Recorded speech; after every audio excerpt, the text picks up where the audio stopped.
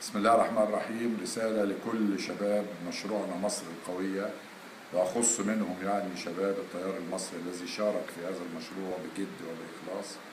رسالة تقدير وشكر، رسالة تقدير لكل ال4 مليون الأصوات الحلال اللي وقفوا نتيجة جهد شباب الحملة، وكل من شارك فيها بإخلاص وجد وصدق وتجرد.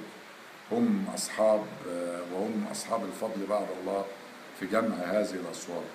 نرجو من الجميع أن يدركوا أننا مستمرين في مشروعنا، سنبني مستقبل مصر، أننا حققنا نجاحا يجب أن يملأ نفوسنا وقلوبنا بالأمل، أننا رغم الوقت القصير الذي عملنا فيه جميعا، كل شباب الحملة وشباب المشروع، شباب التيار المصري، كل اللي شاركوا في هذه الحملة رغم الوقت القصير اللي اشتغلنا فيه، لكن الحمد لله حققنا عدد من الأصوات قريب مما حققته تنظيمات كبيرة وراها أجهزة وراها مؤسسات.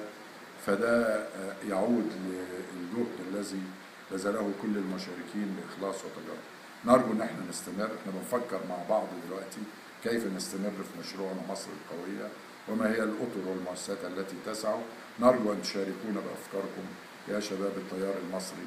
لكم مني كل حب وتقدير وشكرا. السلام عليكم ورحمة الله وبركاته.